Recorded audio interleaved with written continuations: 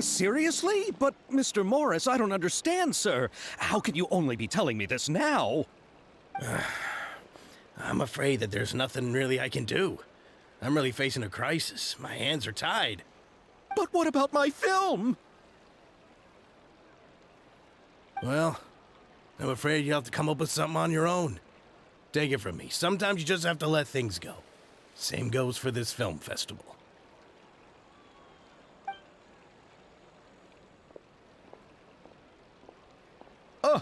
Oh. Hey, isn't that Xavier? So he's back in Fontaine now. Xavier! Oh, why, if it isn't the dear Traveler and Paimon. I really didn't expect to bump into you here at this time.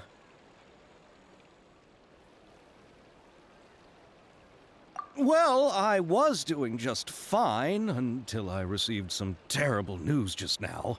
The investor I was working with for my upcoming film has fallen upon some hard times and is no longer able to provide the promised amount of funds. Can't you just find a different investor? Unfortunately, that's not how it works. We had signed an agreement specific to the Fontanalia Film Festival, stipulating that I cannot work with any other investors until the festival is finished. The Fontanalia Film Festival? What's that?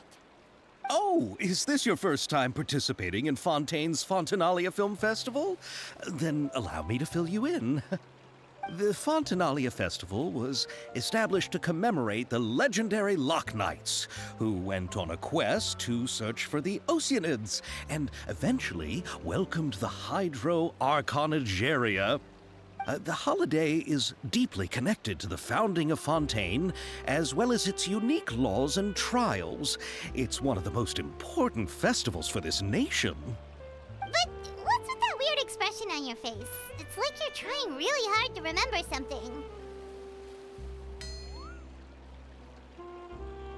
I was just trying to recall the exact description from the books, in order to avoid any unnecessary arguments over semantics.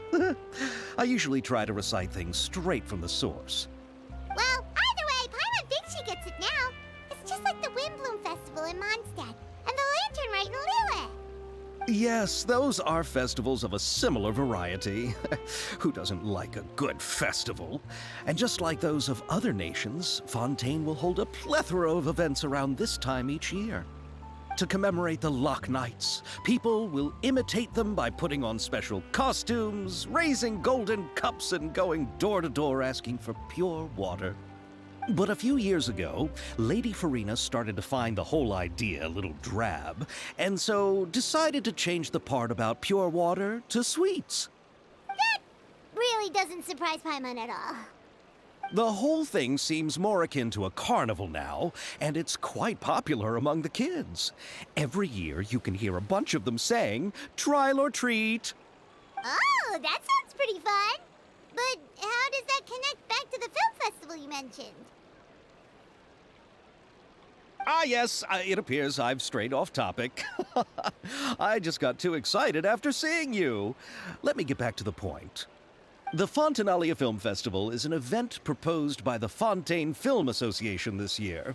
Now that film technology has matured as a medium, it's the perfect time to introduce more people to the art form. During this time, people may submit films to be evaluated, and the entry with the highest score will be given the Farina Award by the association. The what award? The Farina Award. You know, after the Hydro Archon. They coined it while Lady Farina was still in power, but even though things have changed, no one has made any motion to update the name. Perhaps everyone still thinks of it as a pretty appropriate name. Even though she isn't the Hydro Archon any longer, Lady Farina is still Fontaine's superstar. Anyone with eyes can see the way she shines on the stage. Huh. Alright. Guess the name does work pretty well when you put it that way. Oh, but who would have guessed there'd be an issue with the funding? How will I ever explain this to Miss Chiori? Not to say all the other actors who traveled all the way here from Inazuma. Chiori? Sounds familiar. Where have we heard that name before? Yes, that's her. I asked her to oversee the event's art direction, including the design of the actors' costumes and appearances. Oh, Paimon remembers now! Navia said that her clothes were designed by Chiori, and Kirara's outfit too! How to describe her? Well, she tends to be pretty direct and can be very forceful when it comes to dealing with people. The fashion world in Fontaine has dubbed her the Thundering Seamstress. Her remarkable designs have led many Fontainians to become very interested in Inazuma. Anyway, Chiori is acquainted with all the actors I've invited from Inazuma. Without her help, I don't think I would have been able to get such an international cast for the film. She really is a kind soul. Who are the actors from Inazuma? Do we know them? Why don't the two of you accompany me to the Aquabus station to welcome them? Judging from the time, the Aquabus should be arriving shortly. Chiori will be waiting to meet me there as well.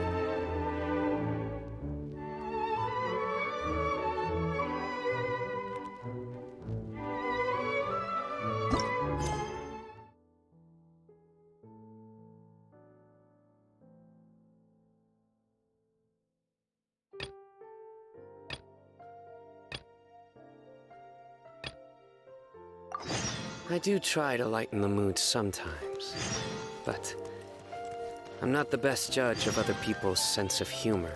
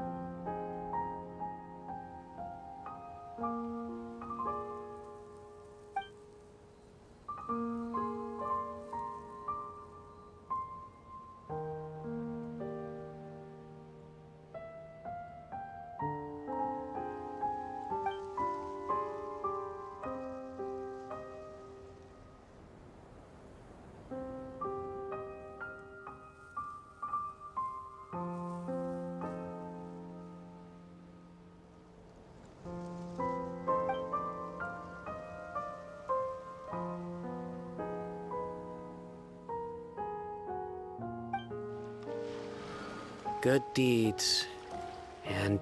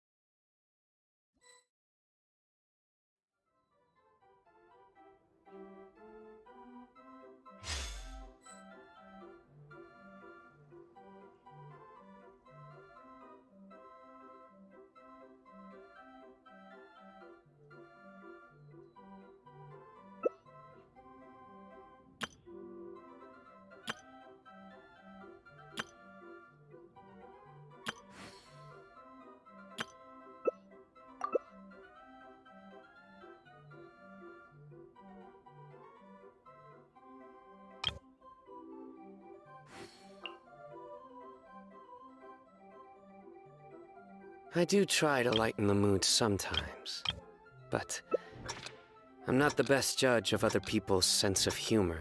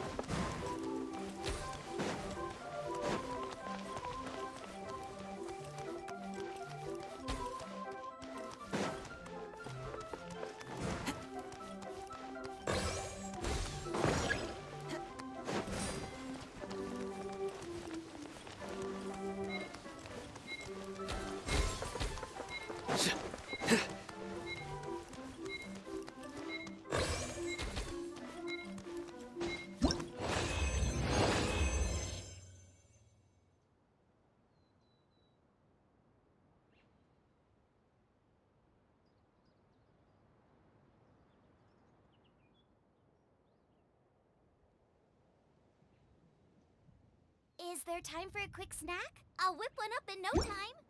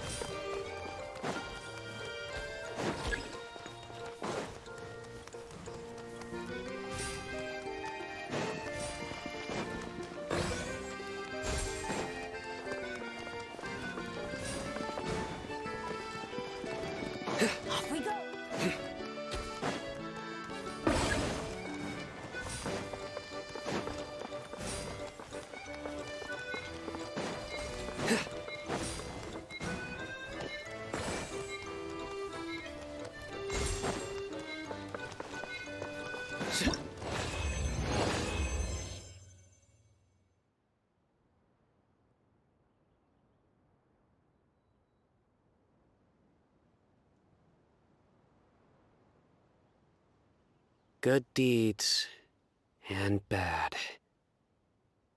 In the end.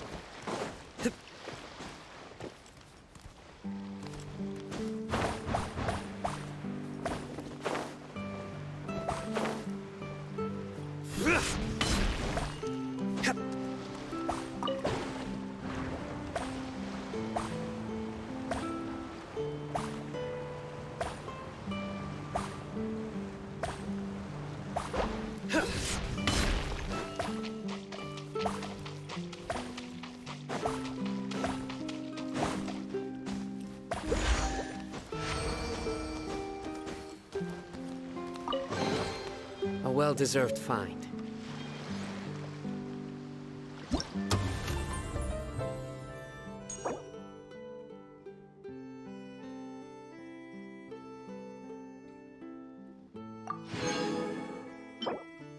I do try to lighten the mood sometimes, but I'm not the best judge of other people's sense of humor.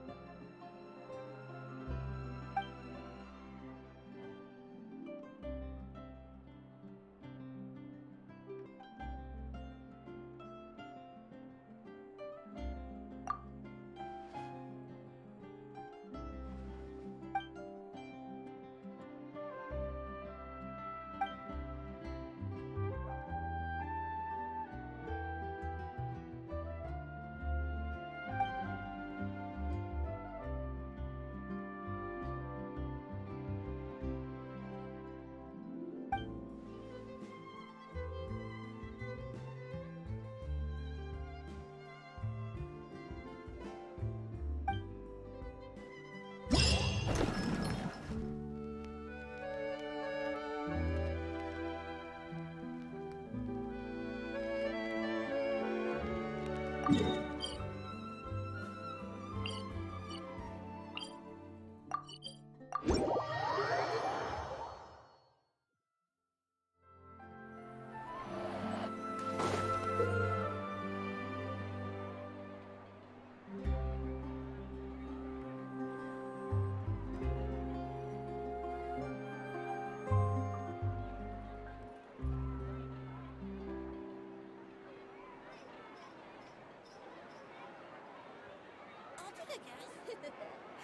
a guess. I'm not guessing. Flavor and nutrition.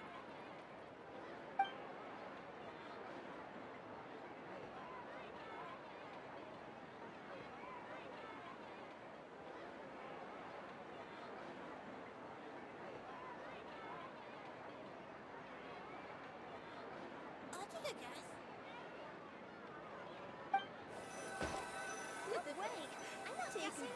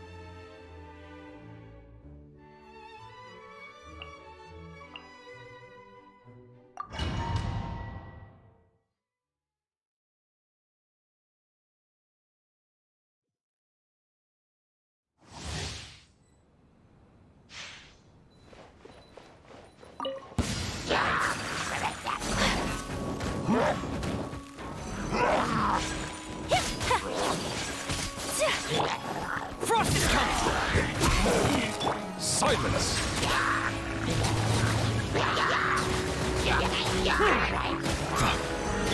Hey! Frost is coming!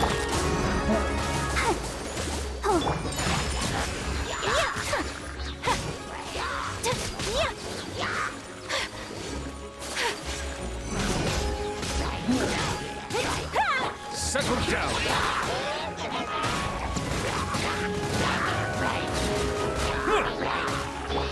Getting here!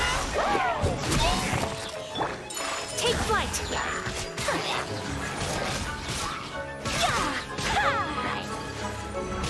I'll protect us.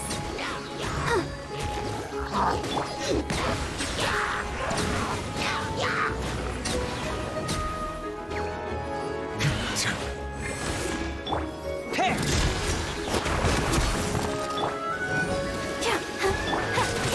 Whirling snow!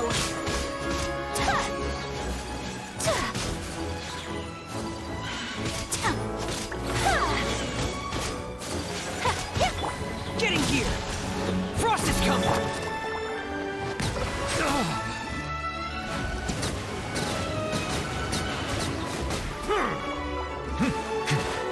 Let the show begin.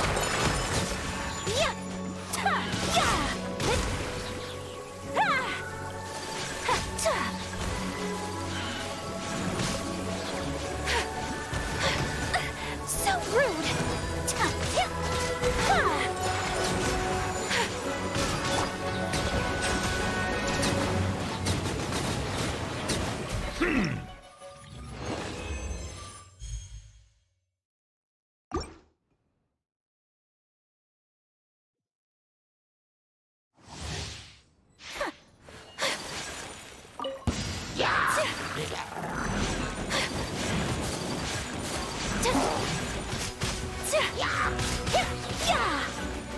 Let's dance. Getting here! Silence!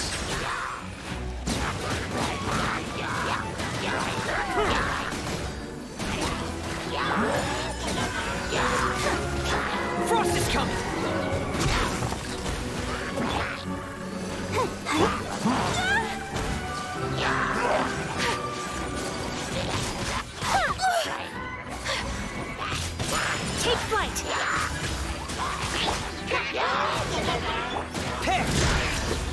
coming!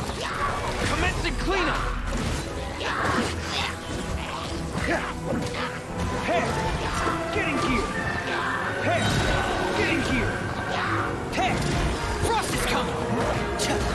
Settle down!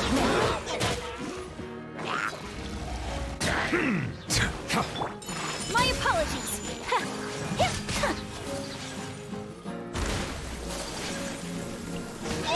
So rude.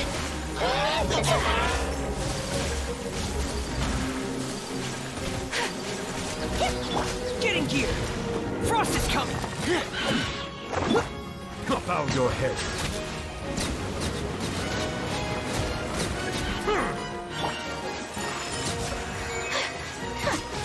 Sakura swirl.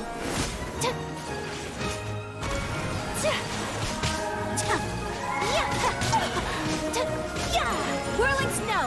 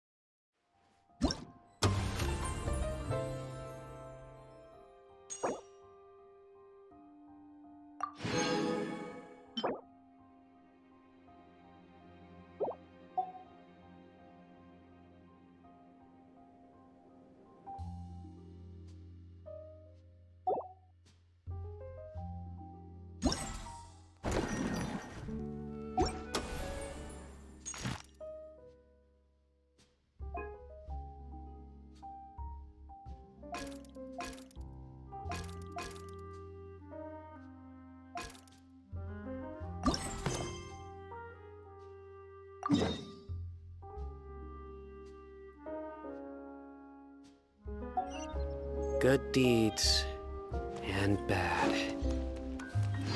In the end, all will be placed upon the scales.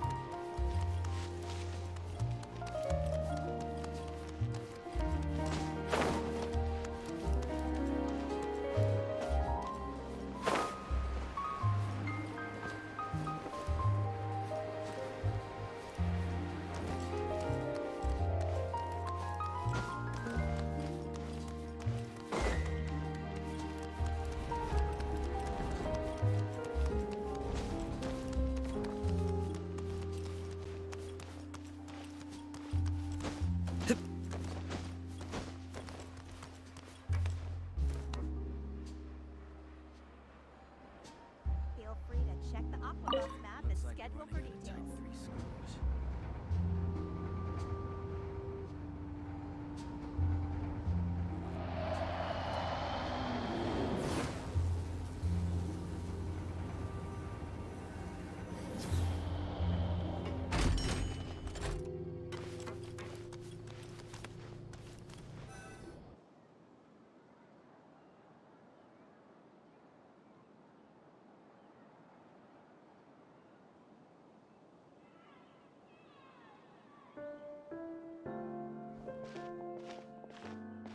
Miss Chiori?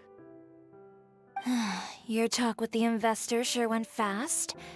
The Aquabus hasn't even arrived yet. Oh? And who are they?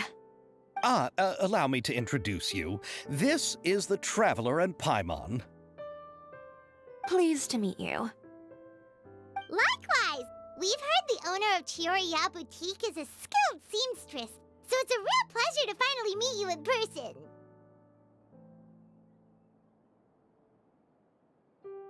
Thank you. I just wanted to make sure she wouldn't always look like a cat that had been unceremoniously dropped in a bucket of paint. So tell me, what happened? I can tell the conversation didn't go quite as expected. Well, it's like this.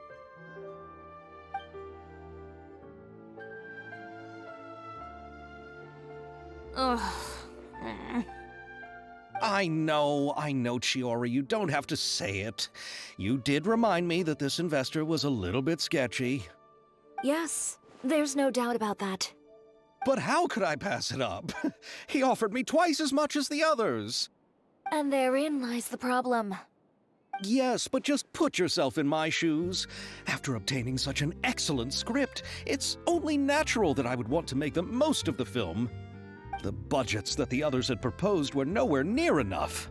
It's difficult to find someone willing to front such a large amount of mora, so... Don't be sad, Xavier. We might be able to help scrounge up some more together for you. Oh, thank you, Paimon. That means a lot to me. But the cost of the film is staggering. I'm afraid that any mora we can scrounge together in a short amount of time won't even be able to cover the actors' fees. We need to move on. What's happened has already happened, and there's no changing it. But now's not the time to give up. What? You're saying that you have a plan? No, that's not what I mean. I'm simply saying I wouldn't give up just yet. The actors I recommended aren't just after Mora after all.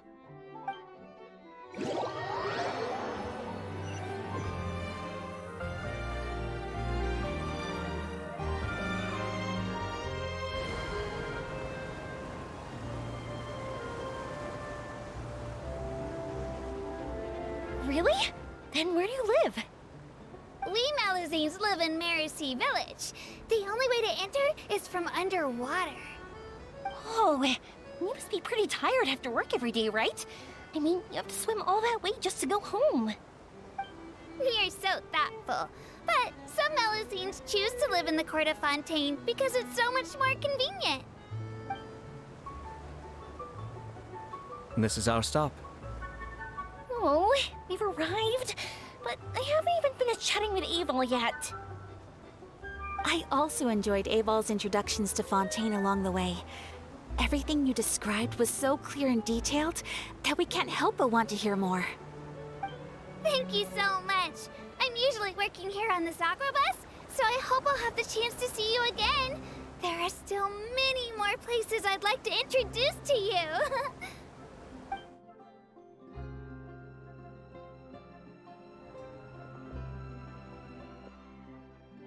Welcome to the court of Fontaine. Chiori, you sure have changed a lot. This is the first time we've seen you since you left Inazuma. I haven't realized it's been so long. I was in such a rush when I left that I didn't even get to say goodbye. Thank you for extending the invitation, Mr. Xavier. I'm looking forward to a fruitful trip here in Fontaine. It's an honor to have the head of the Kamisato clan visit us.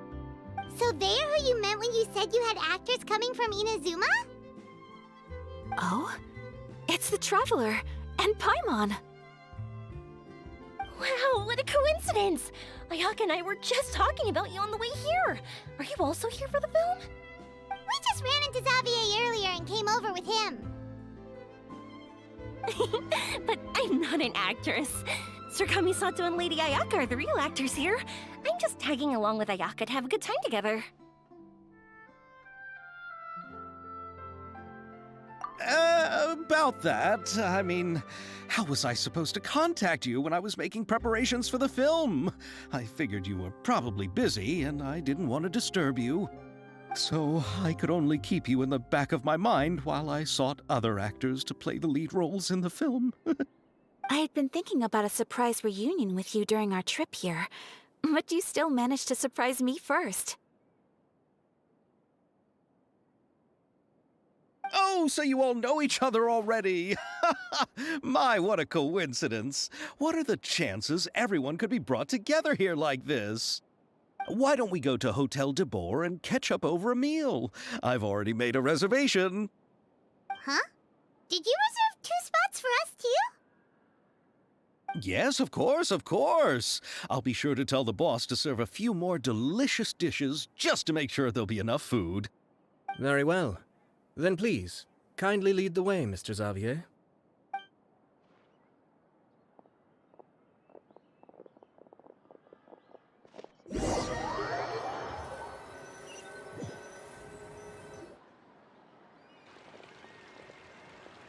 Wow, the buildings in Fontaine are so tall. Just look at how big they are. And there's the fountain that Aval mentioned earlier. It really is a magnificent sight. And look at that huge spinning sphere. Where does it get its power? Wait a sec! Could it be one of those clockwork mecha we've heard so much about?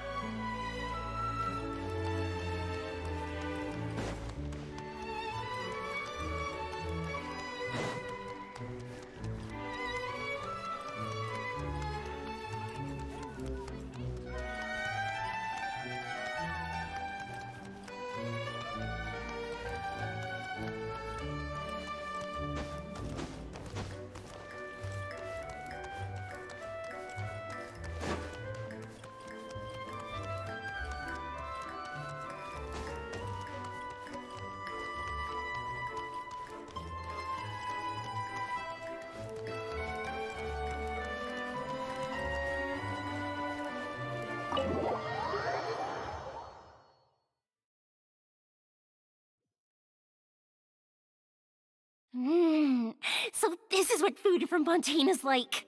It sure is different from what we have in Inazuma. How should I describe it? It seems like you have to go through a lot more steps to make them. And the flavor has many layers too. Yes. When I first went to Inazuma, I actually thought the food there tasted a little too bland. It took some time for me to get used to it. Let's get back to the purpose of this trip for a moment, shall we? How have preparations for the film been coming along, Mr. Xavier? Well, I've already assembled most of the film crew. A lighting specialist, a prop manager, and a costume designer. I've also bought the copyrights from the novel's author. Oh, it's called The Two Musketeers, right? I read the script you sent me on the way here. The story is pretty good. Originally, I was planning to start filming as soon as Sir Kamisato and Lady Ayaka arrived in Fontaine, but I'm afraid I've run into a bit of a problem. Oh? What is it? It has to do with the film's investor, Mr. Morris. He suddenly informed me this morning that he's encountered some financial trouble and will be unable to release to me the amount of funding agreed upon. It's said that Fontaine's legal system is well developed. If he has violated the contract, then can't you simply take him to court over the matter? Well, I'm still more concerned about filming. Even if I were to take him to court, I'm afraid it would take months before the case could even be heard. Then, is there a way we could raise funds ourselves to solve the problem? I've considered that option too, but unfortunately, it's difficult to gather such a large amount of mora on such short notice. Besides, we have to consider the film festival's submission deadline. Mr. Xavier, if Ayaka and I were willing to perform for free, would that resolve the problem you are currently facing? What? No, out of the question. To have you come all this way just to act for free? Oh, no, that won't do. There's no need to worry, Mr. Xavier. My brother and I had actually intended to work for free after receiving your invitation. Inazuma has only recently reopened its borders, and needs to strengthen its relations and cultural ties with other nations. We didn't have many collaboration projects with Fontaine in the past, so we hoped this trip would serve as a good start for the future. Indeed. You could say that's the real reason why the Yashiro Commission agreed to come to Fontaine. I understand, but having you two act for free just doesn't seem right. Not at all. While we're officially here to conduct a cultural survey of sorts, we must express our sincerity if we want to establish formal cultural ties with your nation. This film will serve as proof of friendly cooperation and cultural exchange between Inazuma and Fontaine. It's my hope that the film can be finished and released as smoothly as possible. If you still don't feel comfortable with this arrangement, I would also be more than happy to be introduced to some other renowned individuals in Fontaine's literary and artistic circles. All right, I'll do as you say. Thank you so much. I'll make sure to cobble together enough mora now, even if it means selling my house, my camera, and every single family heirloom. Come on now, no need to go that far. I'll also help you out as a brand sponsor. Me too. Even though I didn't bring much more to spend on this trip, it's still better than nothing. You are too kind, all of you. I really don't know how to... Ew. All right, enough about that. Now that we have Xavier's savings, my support, and 2 leads who are willing to act for free, I think we will be able to make this happen. So, instead of Mora, you'll help with filming and production. Oh, but how can we help with that? We don't know much about making a film. All right, pull yourself together, Xavier. Tell us if there are still any open positions left among the crew. All right. Let me think. We still need a camera operator, a clapper loader, and someone to manage logistics.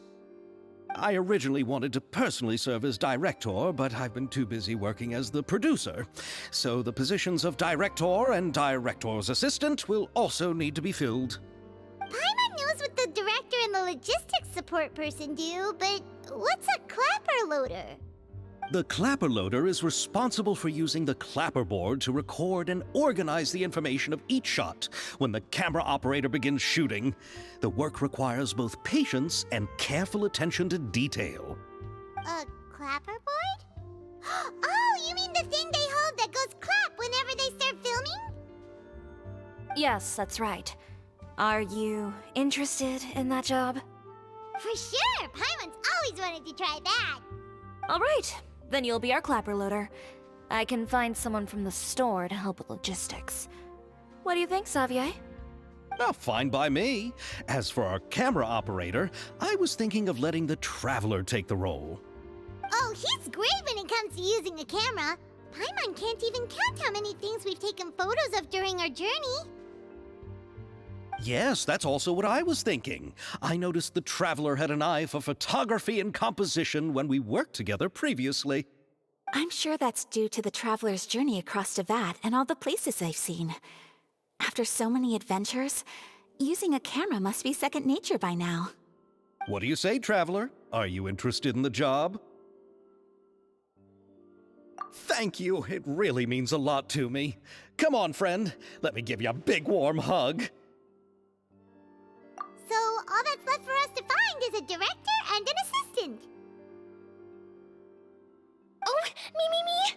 I want to be the director's assistant. All we need to do is help the director, right? I can handle that. All right, then all we need is a director. Oh, all the well-known directors in Fontaine are probably also busy working on their own films these days. I'm not sure who will have time to help. Oh, Farina helped out a theater troupe recently by serving as an artistic consultant. She could be a good director, right? Besides, it's not like she has anything else to do right now. Farina? Do you really think Lady Farina would be willing to help us with our humble project? Isn't that the name of Fontaine's Hydro Archon? My brother has already informed me about what happened here in Fontaine. Yep, that's her. She helped out a theater troupe not too long ago, and now she's taking up work as a director. Well, Oh, I saw that musical.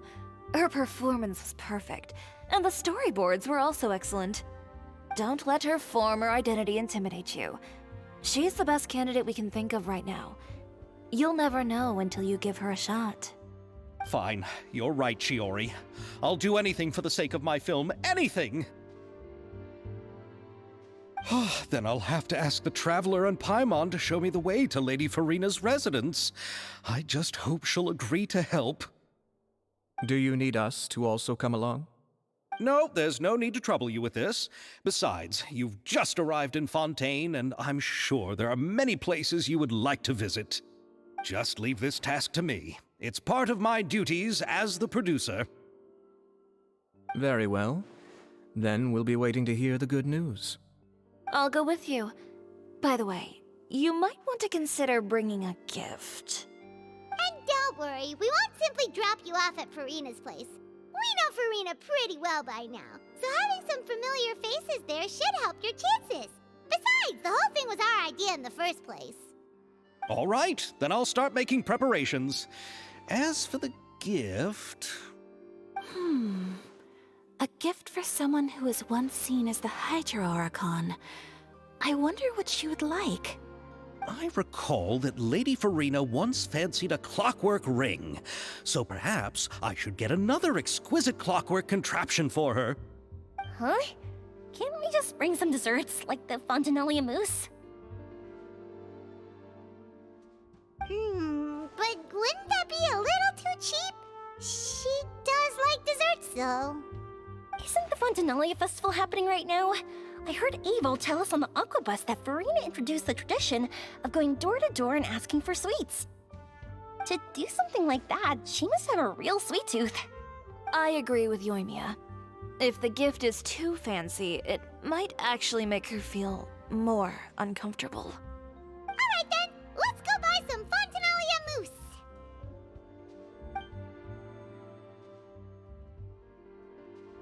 But will that really be enough? We'll be asking her to do a lot of work, you know. You're right. We need to further sweeten the deal. Huh? You want something even sweeter than Fontinalia mousse? Yes, we'll need a gift that's sweeter than any dessert in the world.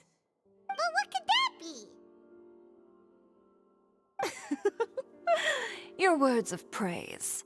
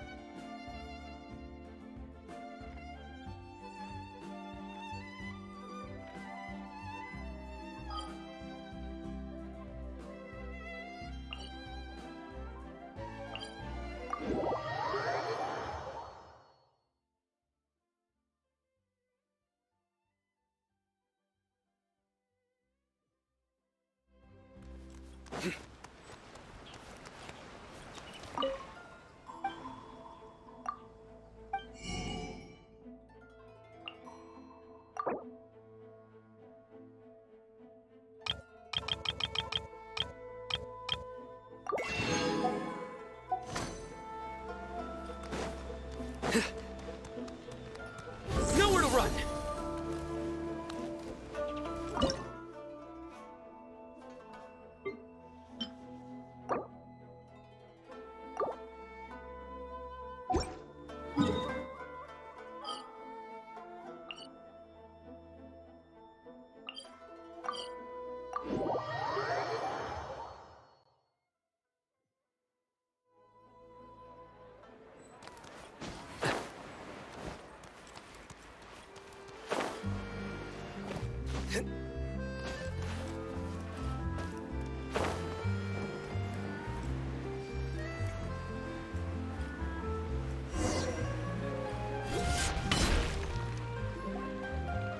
We're here! This is where Farina lives.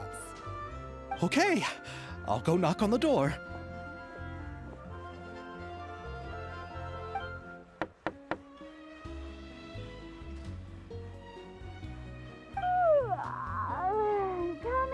Coming. Ugh, seriously, who's knocking before afternoon tea?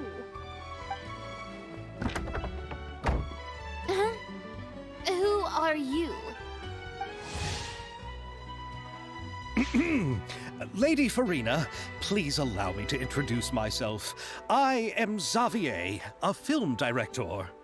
Hello. Oh, is that the traveler in Paimon I see behind you? And who's this? I'm Chiori. Ah, the one from Chioria Boutique. Hello, hello. So, what are you all doing here? Do you need something? Did you just get up, Farina? It's already past noon, you know. Huh? Oh, Paimon means the weather is so nice in the afternoon and the sun is so warm. Just like how you make us feel. Sleeping in late is a really smart idea. No. I was just up late last night reading some novels. What does sleeping in have to do with the weather? This is a small gift we've prepared for you, Lady Farina. We hope you like it. No need to be so formal. I'm just a regular person like everyone else now. Oh, is this Fontinalia mousse? It's one of my favorites. That's great! So, actually, there's something we need your help with. Given your renowned passion and understanding of drama, I would like to ask that you serve as the director of our film crew. Oh, but didn't you just say that you're a director? Yes, but for this particular project, I'm mainly working as a producer. Besides, I'm sure that your understanding of the performing arts far surpasses my own, Lady Farina. Are the Traveler and Paimon also part of the film crew? Yep, we sure are. Paimon's the clapper loader and he's the camera operator. Camera operator? That can be a pretty technical job, and it directly affects the final quality of the film. Are you really up to it? No, I'm not questioning your abilities. It's just that I've never really seen you use a camera before.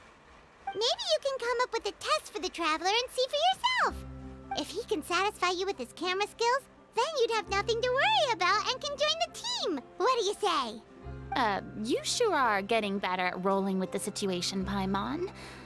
Oh, I do wish to see how skilled the Traveler really is with a camera. All right, how about this? We'll work with what we have. I'll give you some scenarios and see if your work is up to my standards. Very good. It's essential for the camera operator to understand the director's vision. I'll make my decision after seeing your work. Are you ready? I have high standards, you know. Okay, grab the camera and I'll give you a scenario.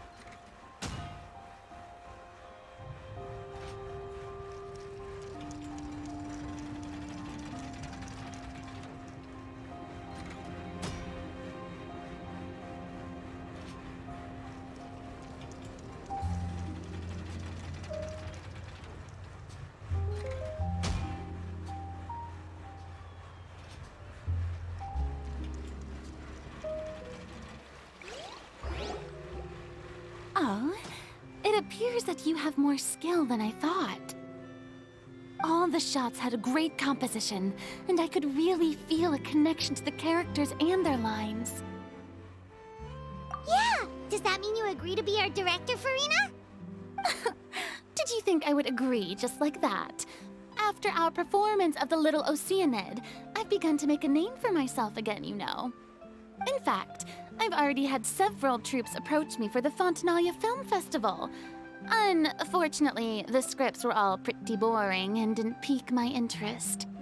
If others were to find out I agreed to work with you so easily, then... Hey, but didn't we have a deal? What else do we need to do to convince you, Farina?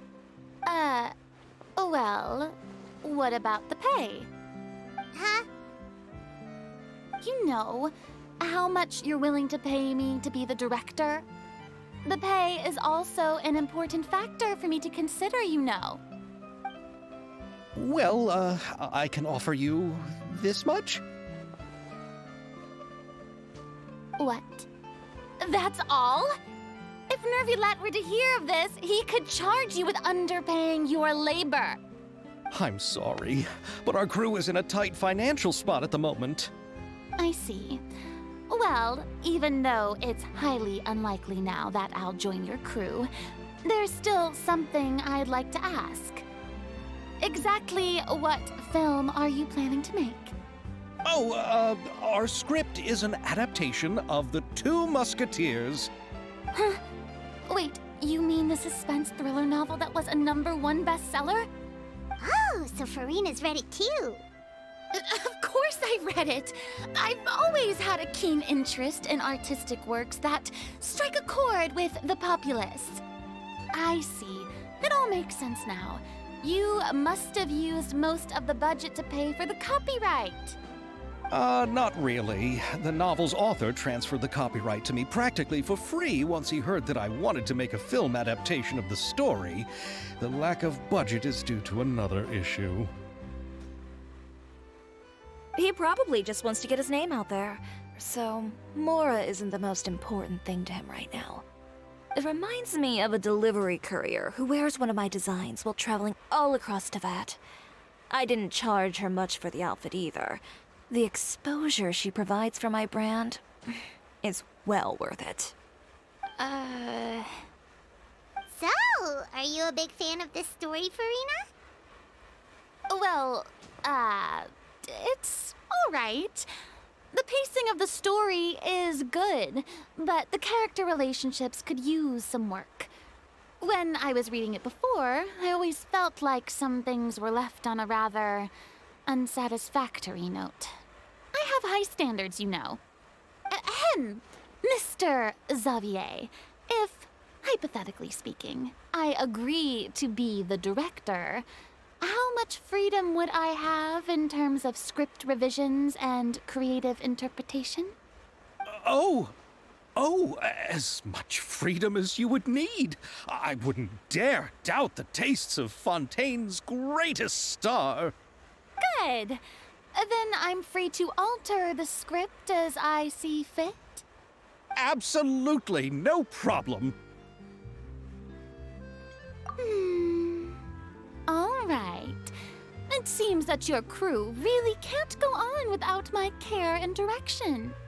So, you agree? Yes, I agree. Although the pay is well below what someone of my caliber deserves, a great script calls for a great director. I mustn't let a perfectly good story be ruined due to lack of funds. If you have fine cheese and bread, you wouldn't just let it sit on the counter and get moldy just because you lack an oven, right? Oh, Hydro Archon above! I'm not dreaming, am I? Somebody pinch me. There's no more Hydro Archon, you know. And it's still a little early to celebrate. There's a lot that goes into shooting a film. Although the trickiest tasks of finalizing the script and casting the actors have already been taken care of, we'll still need to reserve filming locations. Not to say set up lighting and props. And by the way, since we'll be filming The Two Musketeers, we'll need to find an action choreographer. Ideally, a professional who has actual experience with muskets. Yes, I've thought about this as well. I was hoping that you might know someone who could handle the job. Me? If this was before, I could have simply asked Florand. But it's already been some time since I last talked to her. Navia can also use firearms, but unfortunately, her style is quite different from that of the characters in the story. Could we ask the Special Security and Surveillance Patrol? Oh, you mean the Special Patrol's Musketeers? Yes, that's right. They work with muskets every day. I can't think of anyone more qualified than them. They would be under Nervylet's jurisdiction. Unfortunately, don't have any connection with them at all. So, in the end, we still have to start by talking to Nervalette. No need to go to all that trouble. I know their Captain Chevres. Oh, you do? Wait, Chiori, how do you know the captain of the Special Patrol's Musketeers? No particular reason. Running a business means dealing with some trouble from time to time, and she's helped me out on a few occasions. In return, I've helped her handle a few situations in which the Special Patrol couldn't get involved directly. So, we've gotten to know each other over time. So you're saying there's been times when the Special Patrol needed a fashion designer to handle a situation? Your work is becoming more and more mysterious. It'd be best to keep it that way. Anyway, enough about that. What do you all think about asking the captain to be our musket action choreographer? She sounds professional enough. She is a captain, after all. I have no objections. But I imagine the Special Security and Surveillance Patrol must be busy with their duties. Do you think she'd really have time to help with shooting a film? And then there's the issue of pay. Well, it just so happens that she's also not the kind of person that's just after Mora. As for whether she has time, I'll have to go and ask her first. Then I'll leave that to you. Macaroni's on sale today, so I've got to go. You can just tell me how things went when we discuss tomorrow's plan later. No problem. Having Farina join feels like a big boost to our team! Of course. Just wait until the day of our premiere. You'll witness the true power of my name in these lands. You'll be so glad I agreed to help. I can guarantee that even the standing tickets will be sold out. I'll be sure to ask some people I know to see if they'd be willing to act as extras. Seems like you're finally getting more comfortable with your own reputation now.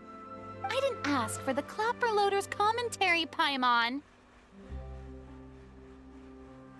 Then let's get going. I happen to know where Chevres is today. By the way, I'm curious. If my pay is so low, then what about our two lead actors? Didn't they travel here all the way from Inazuma? Actually, they told us that they see the trip as part of a cultural exchange, so they didn't ask for any pay. What? So is every person in Teyvat who doesn't want money gathered here to shoot this film? Don't tell me Chiori isn't being paid either. I already knew Xavier from before, and he's also agreed to give my brand some good exposure. It seems the gods have really smiled upon you, Xavier. And that certainly doesn't include me, mind you.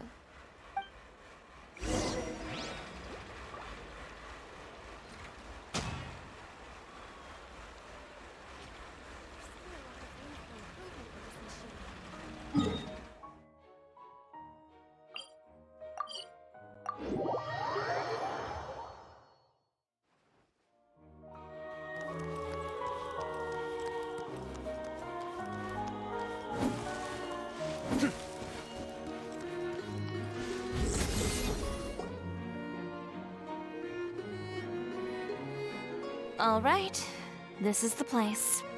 But where's the captain? There's hardly anyone around here. She's over there. The one with an eye patch reading in front of the newsstand. Oh, her! Paimon could tell there was something different about her. She seems kinda intimidating.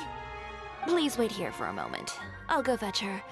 She's working now, so you might not want to get in her way. Working? But isn't she just standing there and reading a novel? Just trust me. Oh, alright, let's see what happens then. Chiori sure is a mysterious person. She claims just to be a fashion designer, but she knows all these powerful people. The court of Fontaine isn't particularly tolerant of visitors from overseas, so it isn't easy for a foreigner to promote their brand here. Even more so in the competitive world of fashion. Even a local like me just trying to make a film has to face all kinds of challenges. So I can only imagine what Chiori has been through to get where she is today. I'm sure that having more connections has definitely worked in her favor. Reading on the job? Detective novel. One main character? No. Multiple. Branching storylines. I see. How's the plot coming along? One of the main characters is about to make a choice that will affect the rest of his life. I'd wager he's going to make the wrong choice. Any way to speed things up? There's something I need your help with. You know that doesn't depend on me. It all comes down to what the character chooses. Which is exactly why I'm here to help.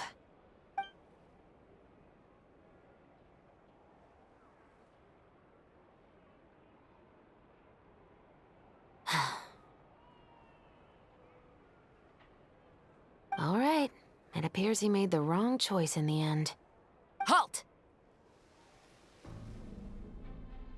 Huh? What's going on?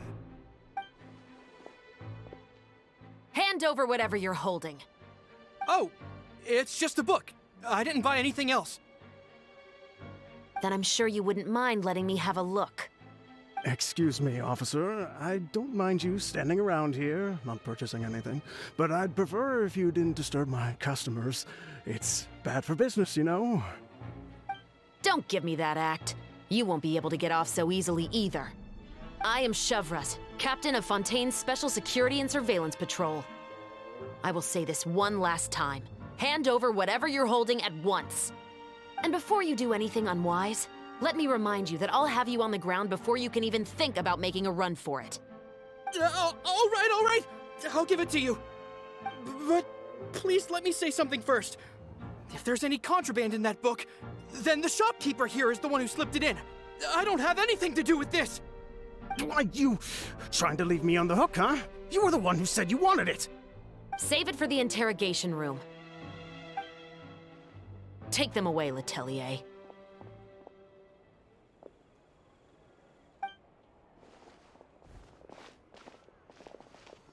What's going on here?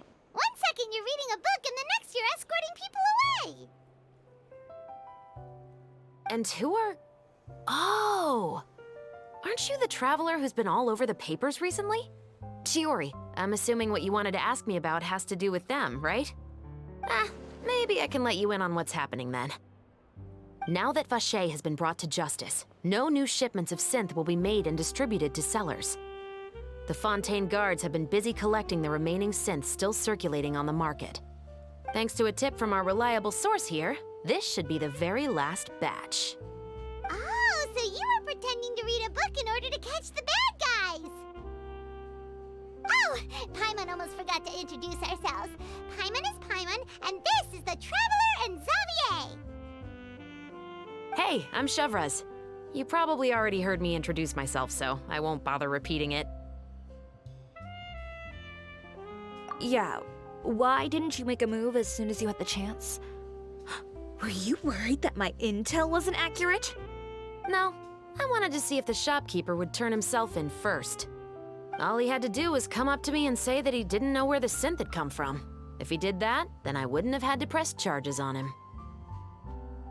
He had the whole day to turn the synth over to Shavras. But instead, the moment I came up and blocked Shavras' line of sight, he took the opportunity to sell it off. Yep, he made the wrong choice, even though the right choice was right there in front of him. But you knew they wouldn't make the right choice. Yeah, I knew. I was just hoping I'd be wrong for once. Enough about that, though. What did you want to ask me about? Oh, you see, it's like this.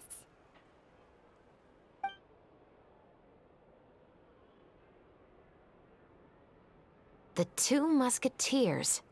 You certainly have a good eye for a story. So what do you need me to do? Just be the action choreographer for the actors? Yes, that's right. I want to make sure we get all the details right. I want the actor's posture and understanding of firearms to be as realistic as possible.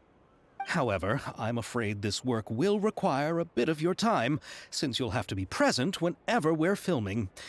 Also, as for the pay... No need to say any more. I'll join. Huh? Just like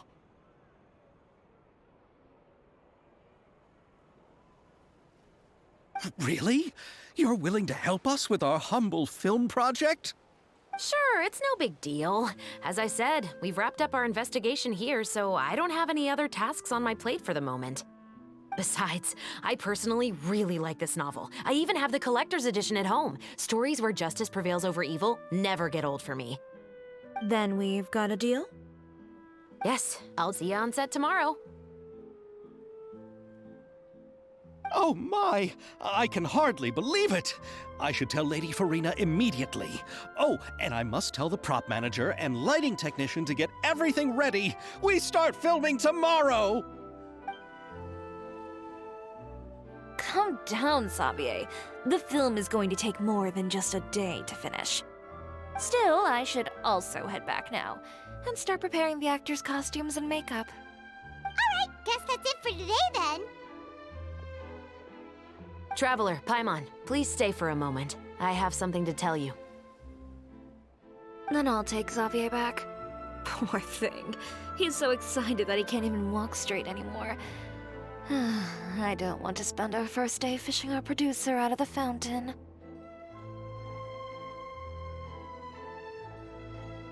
He'd better.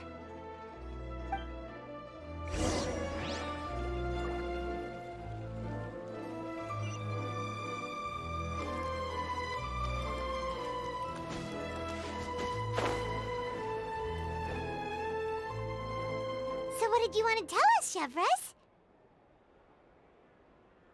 Have you read The Two Musketeers? The story is about a pair of children born into the household of a baron, and their struggle to survive together and take revenge for their mother. They were raised at the baron's estate, where their mother worked as a maid. The two were illegitimate children that the baron had with the maid, so they were never treated well by anyone. One day, upon returning home, they found their mother had been murdered and left dead on the floor. It was quite evident that the culprits were the other members of the baron's household, who never had any kind words to say to them. However, the baron was able to exert his influence and keep the whole thing under wraps. The mother's death was eventually deemed as a suicide, and there was no chance of bringing her murderers to justice. The two siblings decided to flee and someday avenge their mother. Many years later, members of the baron's family suddenly started turning up dead one after the other, all killed by gunshot. A rainbow rose was found on each of the victims' bodies, being the flower that the kid's mother liked best. The baron believed that the mother's soul had come to take vengeance on him, so he lived in fear each day. But it was actually those two siblings who had fled all those years ago. They relied on each other to survive and trained day and night, eventually becoming adept musketeers. They used all of their abilities to collect evidence and clues before executing their plan and exacting revenge on the baron. Their actions let the truth behind their mother's death be known to all. That's quite an exhilarating story. Yep, the baron got what he deserved for his evil deeds, and justice was able to prevail. It was just the kind of story I enjoy. Oh, so is that why you were so willing to join our crew, Chevres? You could say it was one of the reasons. Oh, you mean there were other reasons too? I've read the reports about you. Whether it was at the trials or when you lent your hand to resolve our nation's crisis, you've shown that you've got a strong sense of justice, as well as a great mind for deductions. Yes, you're as sharp as I expected. It seems you've experienced many similar situations before. There's been a recent murder case involving Muskets. The perpetrator's methods appear to be very similar to what is described in the novel. Huh? Really? But Paimon didn't see anything about that in today's papers. The Marechaussee Phantom hasn't yet released any information to the public because the investigation is currently at a standstill. The murderer is extremely cautious. A murder involving firearms? But not that many people use those in Fontaine, right? Impossible. We perform a routine inspection of our firearms and ammo reserves every day. If one of the weapons had been fired, it would stick out like a sore thumb. Besides, I trust the members of my platoon. However... Well, that's all I can disclose about the case today. Huh? What do you mean? I hope you all can go back and get some shut-eye. You can decide tomorrow whether or not you'd like to join the investigation with me. I'm aware this might not be the ideal time to add more to your plate, but the more capable people we have, the better the chances that justice will prevail. Carrying out investigations isn't actually supposed to be our responsibility. Our job is to apprehend the perpetrators. Finding them is really up to the Marechaussee Phantom. You could say I'm taking part in the investigation out of personal interest. I don't want people to see Muskets in a negative way, and also, I'm concerned about the similarity between the crimes and the story. You mean they might be connected somehow? I suspect so. Just to make myself clear, this is not an order, nor is it a deal of any kind. It's a request, nothing more. If you two have any interest in the case after we finish filming tomorrow and are willing to assist me, then I would be most grateful. What do you think, Traveler? Yeah,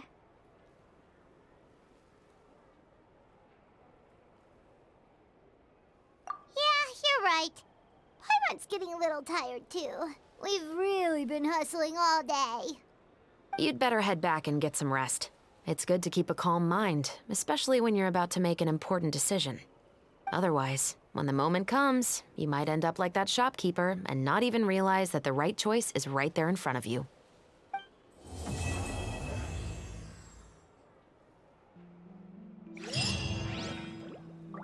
Investing too much puts you at risk of doing something irrational.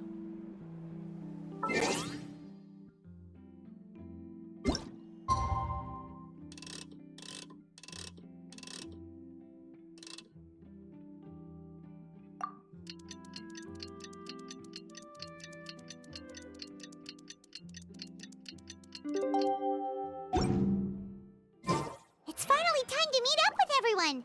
Paimon even dreamt of making the film last night. If Paimon remembers right, we're meeting at Hotel de Boer. Let's get going.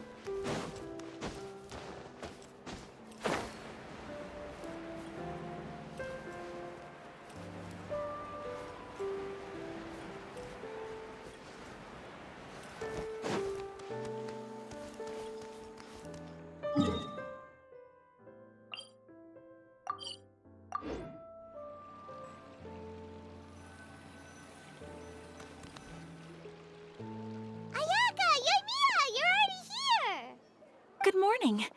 Xavier said yesterday afternoon went well. Yeah, and how about you, Ayaka? What were you up to yesterday? After we split up, Ayato went to see Udex Nervillette at the Palais Mermonia. I was originally thinking of going with him, but he said he could manage it himself. He told me to go see the sights around Fontaine and to enjoy the local culture. So I rode the aquabus with Yoimiya and visited the opera house on Aranias Island. Yeah, you wouldn't believe what we saw there! 2 mechanical puppets that were dancing together! You've already seen them, right? Yeah, those two! Amazing, aren't they? We sat and watched for quite a while. It was mesmerizing. Like we could keep watching them forever. Oh, it was the same for us the first time we saw them, too. Afterwards, we went swimming at the beach! Well, diving, to be exact. It was the first time I ever breathed underwater! I held Ayaka's hand and we counted down together. 3, 2, 1, and then splash! We were beneath the waves.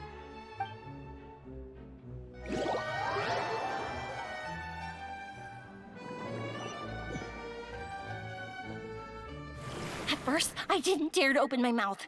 But once I couldn't hold my breath any longer, I decided to take a big breath in. Turns out the water wasn't as salty as I imagined. It didn't really taste like anything at all. Before I knew it, I was breathing like normal down there. It was an amazing feeling. Ayaka said I was too nervous and needed to loosen my grip. She got used to everything way faster than I did. I knew that the Traveler could do it, so I had no doubt we could do it too. That helped me feel at ease as soon as we dove in. The underwater world in Fontaine truly is beautiful. I love seeing the romaritime flowers blossoming underwater, like little candles lighting up the streets at night. Yeah, and there were so many creatures that we've never seen in Inazuma. Like those fish that shimmer like a sword blade. Whoosh! Oh, and those big fish that call when they see people. Ooh. Oh, you mean hunters rays and blubber beasts. I just love the name Blubber Beast. Just wait till Pops and the others hear about this. They probably won't believe a word I say.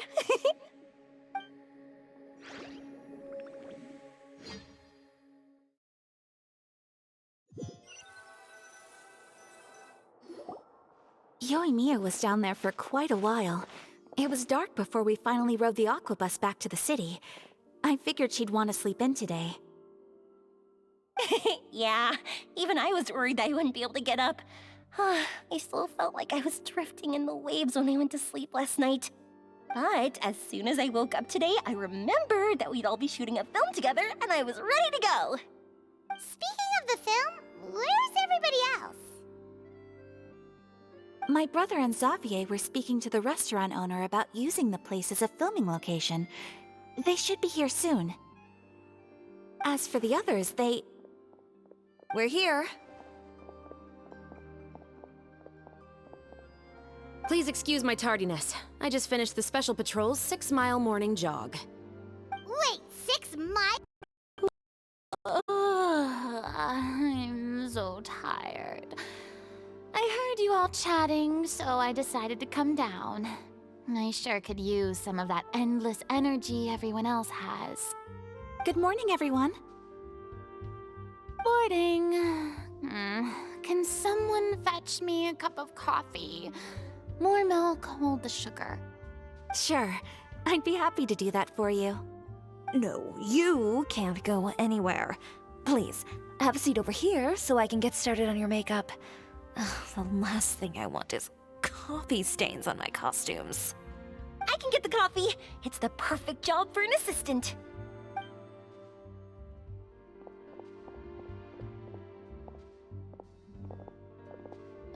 So much energy. Seriously, what's her secret? Oh, Yoimiya's always like that.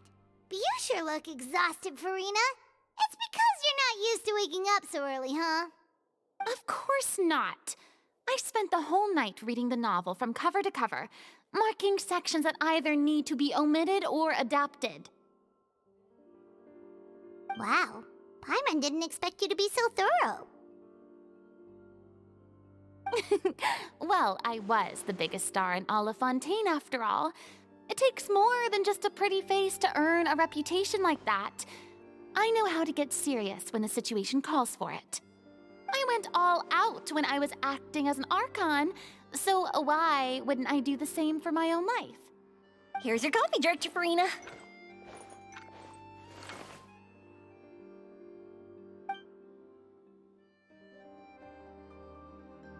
Oh, thank you. The sound of being called director and the aroma of coffee feels almost as refreshing as hearing the birds chirping in the morning. Ah, it seems everyone has managed to arrive on time.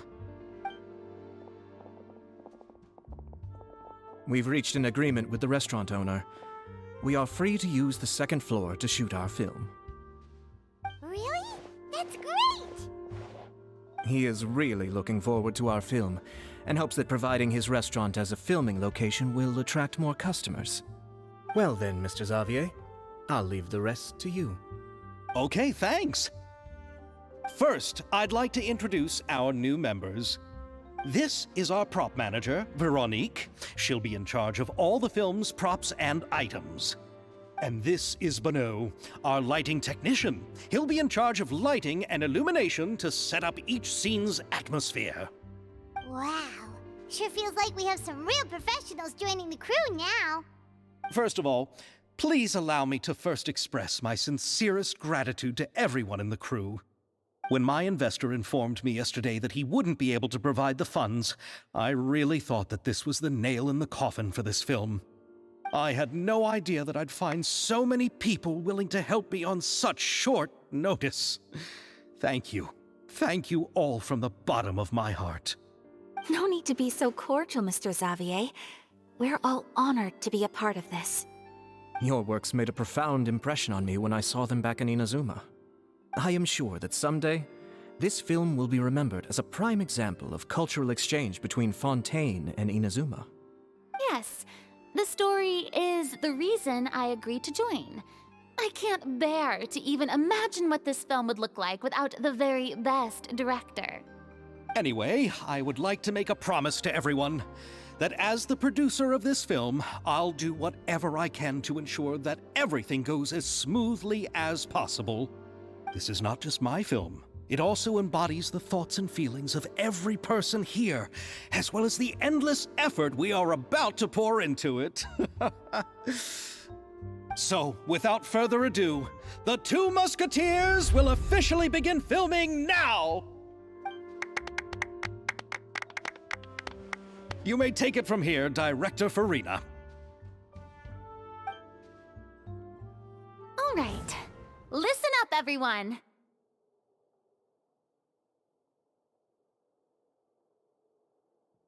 The first scene takes place when the two young musketeers are living at the Baron's home, still unaware of all that is about to happen to them. We'll need props and lighting to set the scene. Our lead actors can go get their makeup done, and extras, please take this time to go over your positions. Whoa. Seems Farina's really kicking things into gear as the director. Is everyone clear? I don't want anyone traipsing around the set like umbrella finches. All right, cameras will start rolling as soon as the set is ready. Let's make a film that'll make some serious waves in Fontaine. Not the kind of waves that drown people. I mean, the good kind of waves. Seems like she's still a bit traumatized by that. Anyway, let's go see if there's anything we can do to help.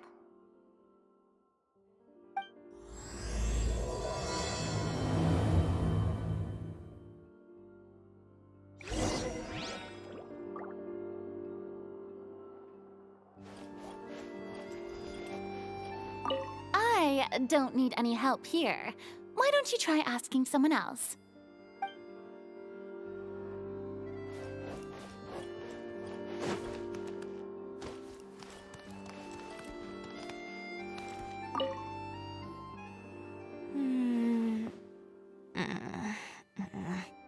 Ayaka has mentioned you to me before. She said that you two were great friends when you were kids. No talking. I'm thinking about how to do your eyeshadow. Ah, yes. To help me really look the part. To achieve a more young and naive look for this scene. Are you saying the wrinkles around my eyes are too deep? You just have too much of a calculating look in your eyes. You sure don't mince your words. It seems you really haven't changed much. Quiet.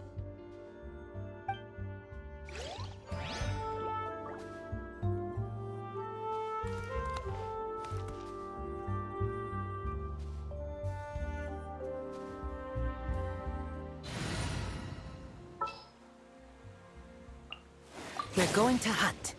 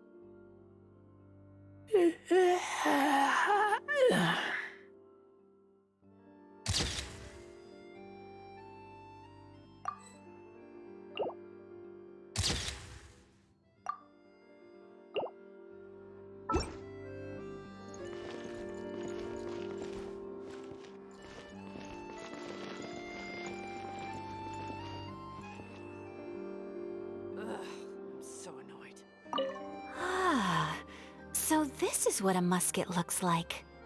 Not exactly.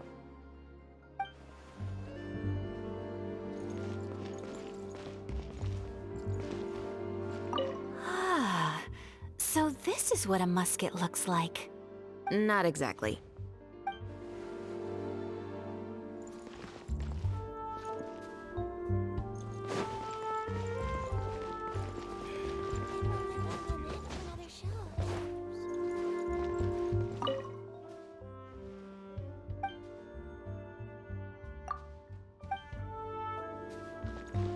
Gotta make sure Lynette stays away from the dish racks.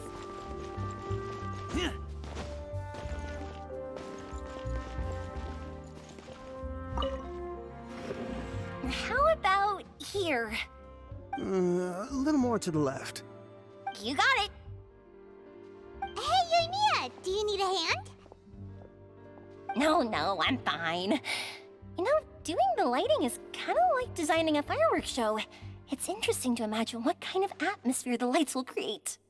I heard that the Traveler will be operating the camera and Paimon will be the clapper loader, right? Those roles are just perfect for the two of you. Really? Is that because it'll be easy for Paimon to hold the clapperboard while flying?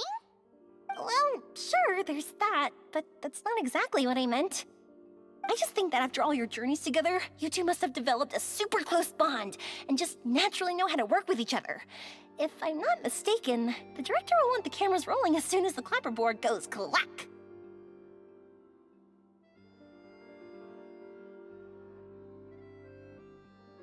Oh, I see. It's amazing to see the magic behind filmmaking. Yumiya, we need lights over there, too. Oh, on it! I've got to get back to work. Chat with you later. Oh, it's exciting to see so many people working together to bring the film to life.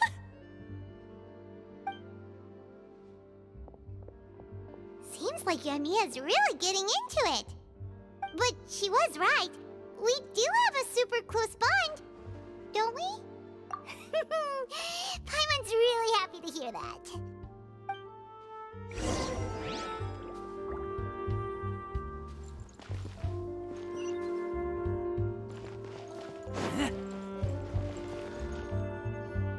So, this is a real musket? No, it's just a prop weapon. Not bad. Have you seen a real musket before? Only in books and newspapers.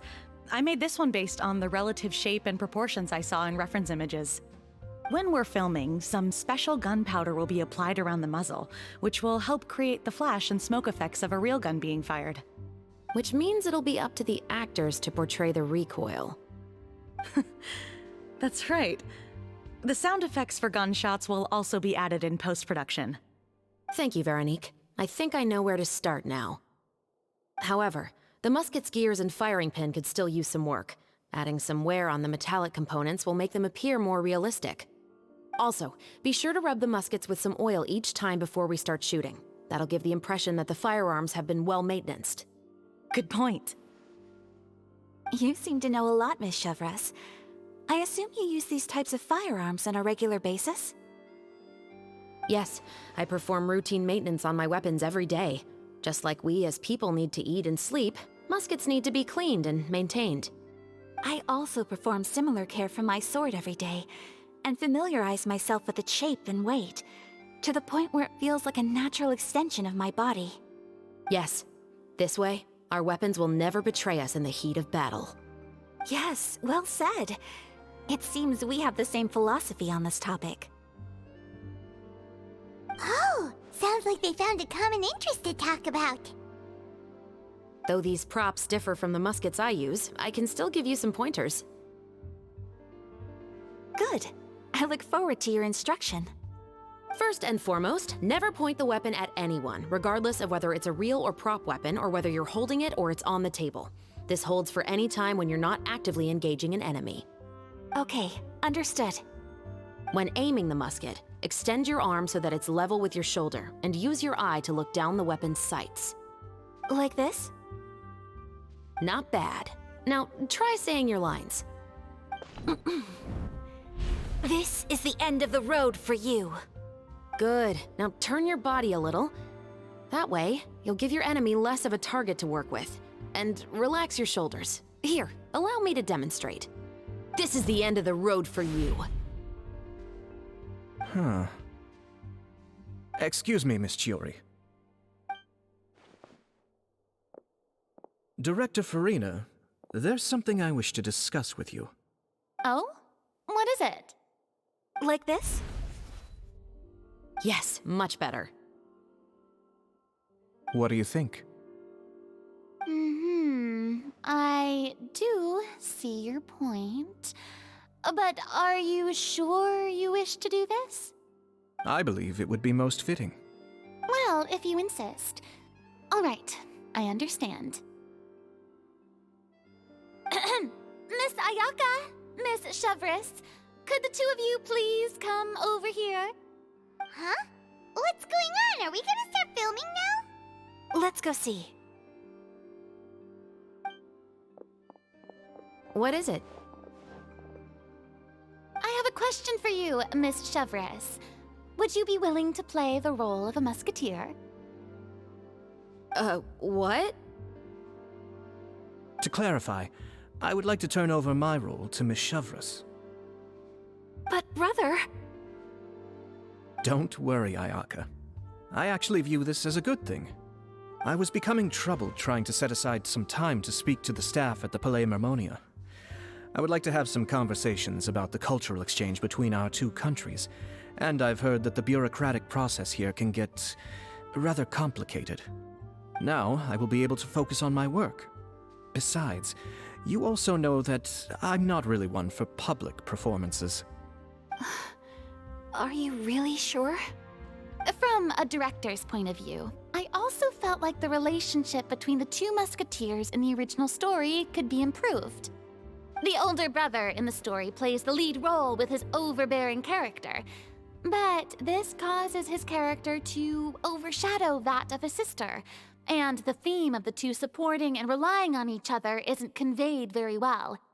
But if we were to change the siblings to two sisters of a similar age, then that aspect of the story might come through more clearly. Also, I've seen you instructing Ayaka. That cold and dignified personality is exactly what we need for the older musketeer. Of course, even with all these insights, the decision should still be made by Miss Chevris. Chevros mentioned that she really likes the story, right? Paimon bets that she'll take the role.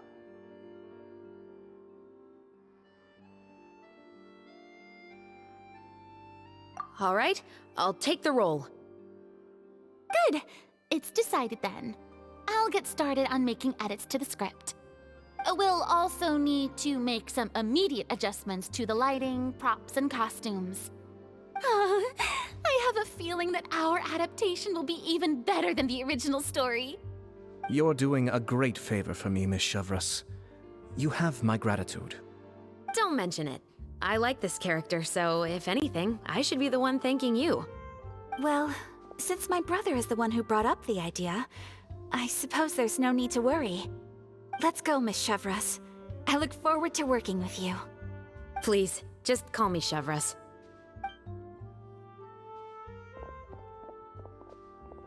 Seems like you're really going out of your way to solve the problem I was having with your makeup. Surely you jest, Chiori. I assure you that I was mostly motivated by a desire to spend more time on formal business. Oh, come on. You really think I'd buy that? According to what I've heard from Ayaka, her brother is someone who can juggle 10 different matters at the same time. I'm sure you have other reasons for backing out. Perhaps. Ayaka always said she wanted to go out and see more of the world, just like the Traveler. But I feel that she needs not only to see other nations, but also to make some different kinds of friends. I think it would be harder for her to make new connections with me constantly by her side. I would like to give her some space. All right, go on. Spoil her some more. Ayato, it's too bad you're stepping down from the role. Paimon really wanted to see you act as a musketeer. No need to poke fun at me. I'd wager that you also felt that I wasn't the best candidate for the role. It's a little hard for Paimon to imagine you saying those lines. Yes, I've made an appointment to meet some people from the Palais Mermonia. Now, I will have some more time to prepare. Traveler, get the camera ready. Paimon, get the clapperboard. Actors, to your positions. We're about to start shooting the first scene. Go on now. And please take good care of Ayaka. Yep, don't worry.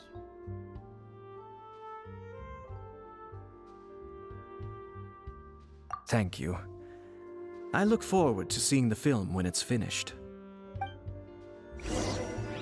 All right, now that we're all here, let me help set the scene for everyone.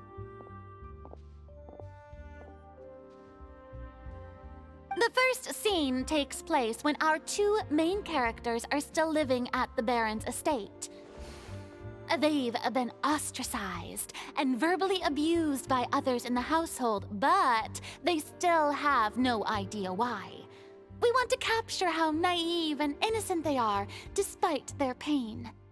Chevres will be playing the role of the older sister, Tulip, and Ayaka will be the younger sister, Iris. Be sure to get close-ups of the main characters at the right moment. Silence on the set! Lights! Camera! Action! Let's go! Tulip, Mother's been out for quite a while now. Perhaps she went to pick some flowers on the way home. You know how she loves flowers. Iris, Tulip, I'm home. Mother! You were out for so long, we were beginning to worry about you. I'm sorry, but I'm back now, safe and sound. Here, I brought your favorite treat, apple turnovers. Mother, what are those bruises on your hand? Huh? What bruises? Oh, I must have bumped into something while I was working yesterday. But I didn't notice them this morning. Then perhaps they're from when I accidentally tripped when I was out just now. By the way, did you have fun playing at home? What's the matter, Iris? Well, we've realized that no one really wants to play with us. They even took Iris's doll and spat at us. And they even called us names. They said we were... Shh! It's all right, don't worry. Girls, listen to me. It doesn't matter what anyone says. Don't listen to them. No one can define you with such words. You both have wonderful lives ahead of you. Just like your names. You will both blossom like beautiful flowers. Maybe your time to blossom hasn't quite come yet, but one day, you two will bloom more beautifully than anything else. Don't let the soil you're in now ruin your future beauty. Understand? My dear daughters. And cut! Not bad. The actors' emotions were all on point. Let's keep that take. Also, if our clapper loader could avoid shouting at the start of the scene next time. Oh, got it. Great. I was a little worried that my nerves would get the better of me. What about you, Chevres? I felt fine. The lines weren't too difficult at all. Seems like Farina must have adapted the role nicely. You two were great. I couldn't tell it was your first time acting in a film. You should have more confidence. Thank you for your encouragement. Positions, everyone! We'll move on to the next scene after we try a few more camera angles.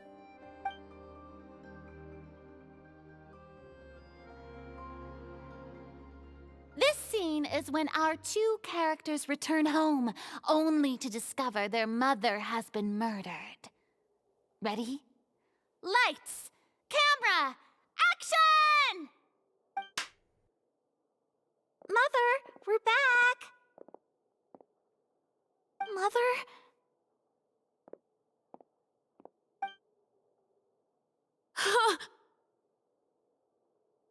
What's wrong, Tulip?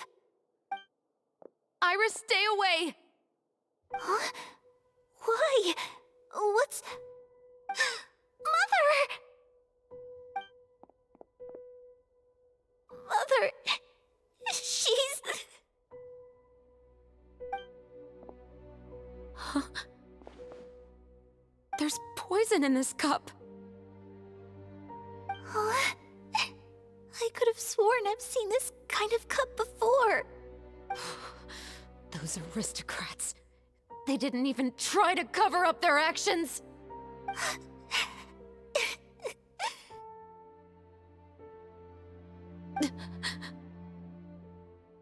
Iris, we need to leave this place. Leave? But now that Mother is gone, where can we even go? Anywhere. All I know is that we can't stay in this house. But are we just going to let them get away with this? We'll have our revenge, I promise you. Just not right now.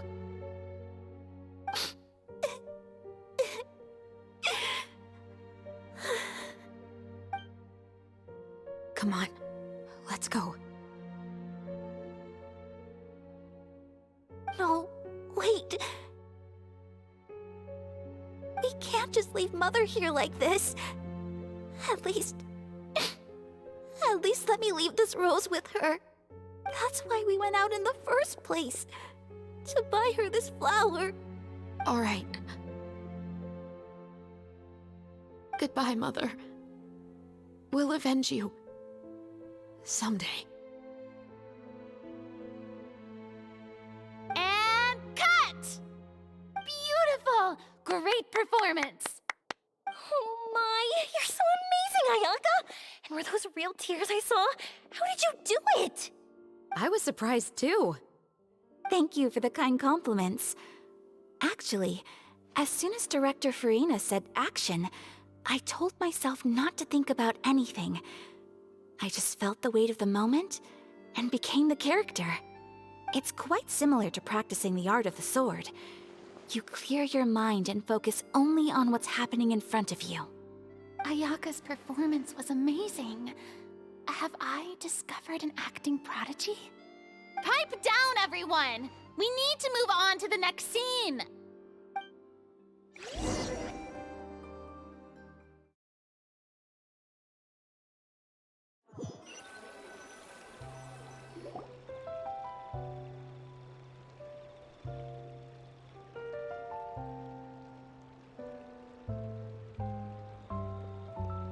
Huh? Are we done already? But Paimon wants to keep playing with the clapperboard. How do you feel, Traveler? Is your arm sore from holding the camera all day? Good work, you two. You too, Shivers. You were quite the actress today. I've read this novel many times before. I have a good grasp of my character's mindset. Anyway, do you remember my request from yesterday? Oh, right! We were having so much fun that Paimon nearly forgot! You have a case where the murders seem really similar to the cases in the novel, right? So, how are they similar exactly? In the story, the main characters grow up to become two musketeers, always using their guns to carry out their revenge. And on each of the victims, they place a rainbow rose as a signal that they've returned. Yes, that's correct. We found rainbow roses just like in the novel. Seems like you're connecting the dots now. Oh, that does sound pretty concerning. Especially after seeing the script today. Oh, now Paimon can't stop wondering what kind of ulterior motive the murderer might have. What do you think, Traveler? You're smart. Paimon wants to hear your thoughts.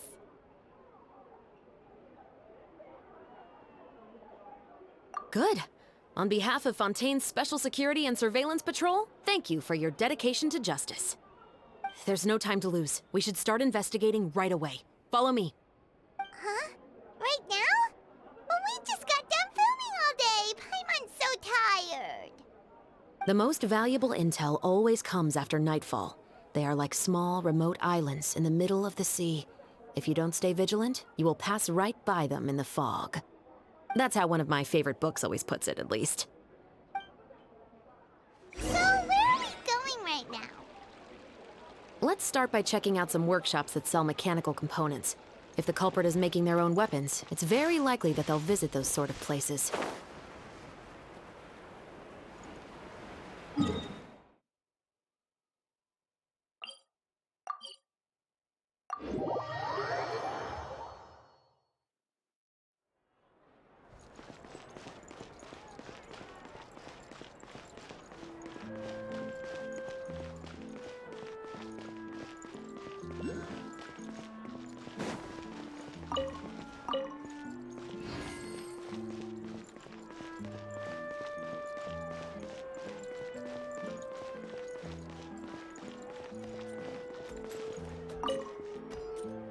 Welcome to Le Show's Clockwork Workshop. How can I help you? Hello. I'd like to know if anyone has purchased some special components lately. Special components? Sorry, could you be more specific? I mean the kind of components that aren't typically used for clockwork toys, but for firearms. Huh? For firearms? No, we don't sell those sort of things here. Don't misunderstand. I'm not here to cause any trouble. We are merely investigating a case, and we're hoping that you could cooperate. Well, to be completely honest, I'm not even sure what kind of components that would entail. Has anyone ever purchased components here as an individual rather than on behalf of an organization? We have a lot of customers who buy toys, but those who buy components are all regular customers who buy in bulk on behalf of their organization. Is that so? I understand. Thank you for your cooperation. You're welcome. It's the least I can do.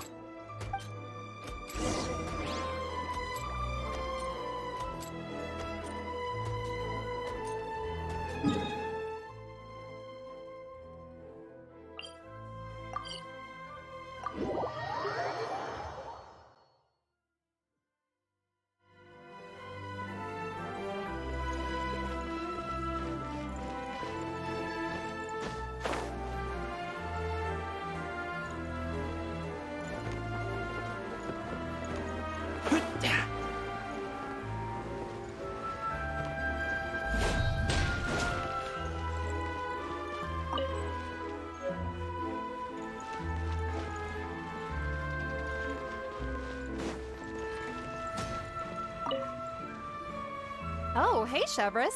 Run out of oil for your musket again? Hello, Estelle. I want to know if anyone has come to your shop recently to order some firearm components. Oh, is this another case? Let me think. I don't think so. Some people have requested that I make some prop guns for the Fontanalia Film Festival, but I refused all of those requests. Oh? Why's that? Because there's no profit! I only make things here that can do some real heavy lifting.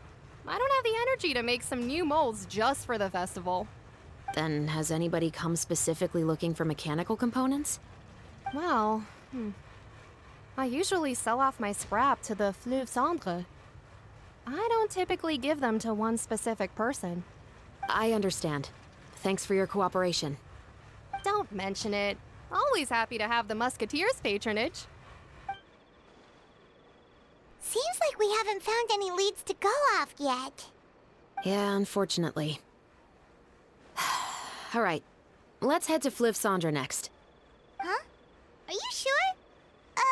People might not be so thrilled to see the captain of the special patrol there. You think so, huh? Then I guess you don't know. Huh? Know what? That I grew up in Fleuve Cendre.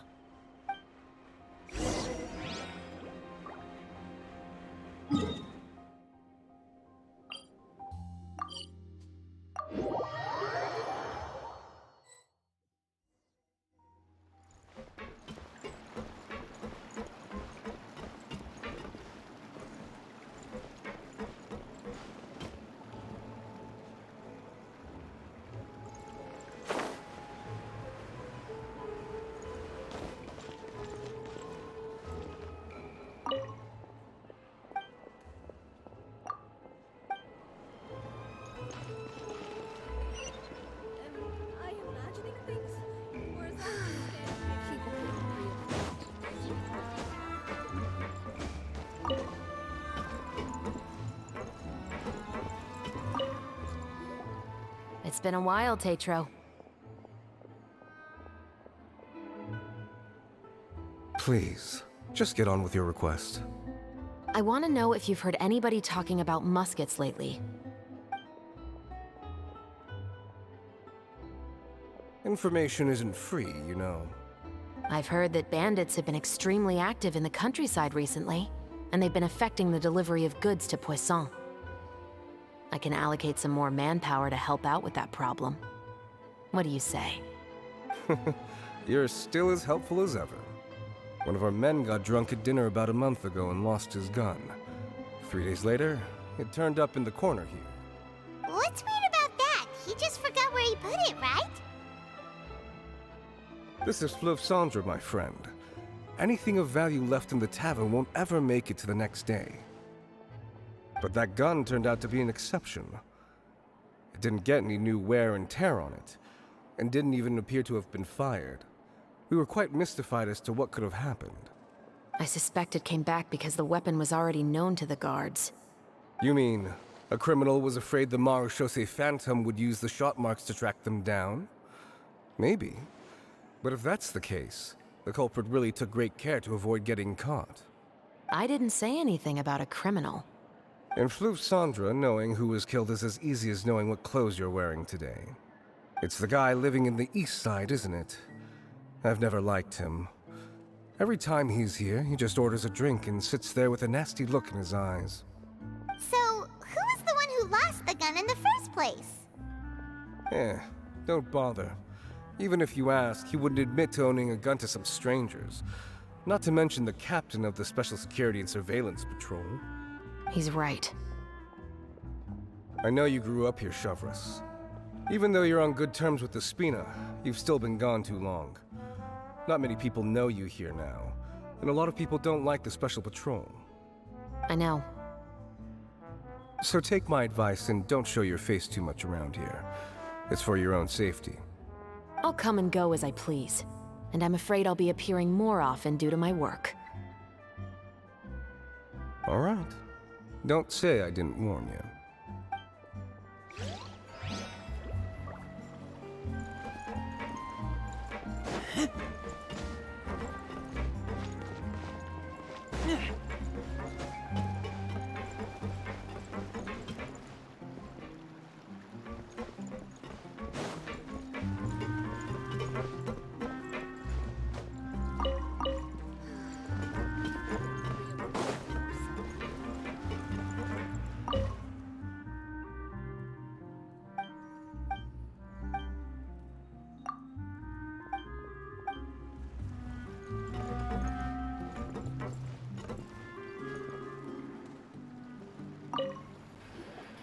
Hello, I'd like to ask some questions.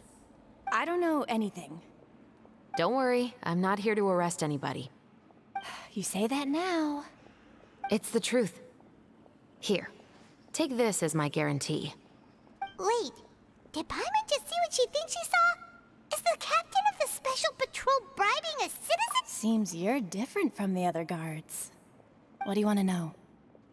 Have you heard anything related to muskets in Fleuve Cendre lately? Anything at all? Muskets, huh? All I know is that about 2 weeks ago, we started hearing some loud noises at night. So loud that it's been waking me up. Were they gunshots? Possibly. It's hard to tell around here. Someone's house collapsing, a pipe exploding somewhere, it's all the same.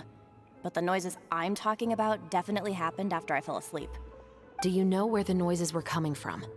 I don't remember clearly. Is it that you don't remember, or that you need to think about it some more? You tell me.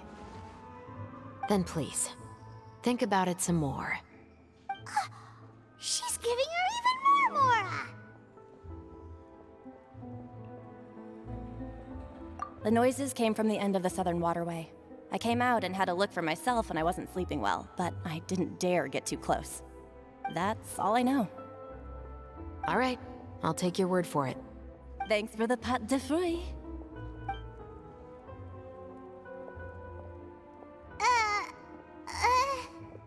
No need to be surprised. I grew up here, remember? I know how to get people around here to talk. My apologies, I'm all out of sweets. Though I do have some other tempting snacks in my custody. Fries, fried chicken, and even onion rings. But taking care of junk food is my responsibility. You're better off sticking to your normal, nutritious diet. Now then, let's keep going.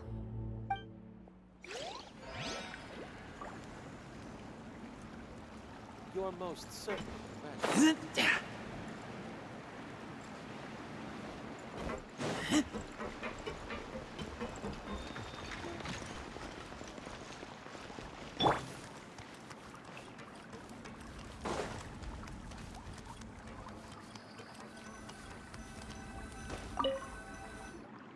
What's all this? Some broken planks and barrels, as well as some liquor bottles? Yes, but have a closer look, Paimon. Hmm? Even though somebody has purposefully tried to clean them up, these are obviously marks from musket bullets. In other words, someone was here trying to improve their shot. They were using the barrels and bottles for target practice. Could it have been the killer? Your guess is as good as mine. Although many people at Fleuve Cendres own guns, few hide the fact from others. And even fewer would go to such lengths to hide markings from practice shots. Anyway, let's go. There might be more to this.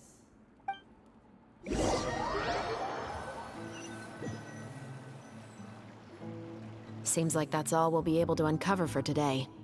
Paimon feels like we managed to learn a lot more here than up on the surface. Yes. Assuming that everything we found is indeed connected to our suspect, then their timeline was probably something like this. A month ago, our suspect found a gun and took it home to disassemble it. Once he'd figured out its mechanics, he brought it back. In the following weeks, he used some parts to create his own makeshift musket, and took it to the Fleuve Cendres for target practice. Then, a few days ago, he found his target and carried out the murder. Once the deed was done, he left a rainbow rose on the body, just like the scene in the novel. That all makes sense to Paimon, but we're still no closer to figuring out the killer's identity! The deceased was a resident of Fleuve Cendres. It's said that he was a poor, solitary man.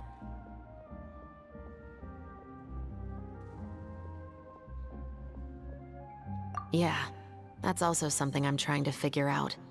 If we are indeed following the novel, and there's a story behind the murder, then this murder should be an act of vengeance.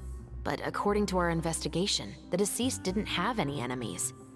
He was no saint, but no one's heard of a rival who hated him enough to shoot him dead, much less care to leave a rose on his body. What message is the killer trying to convey, and to whom exactly? We've thoroughly investigated that possibility.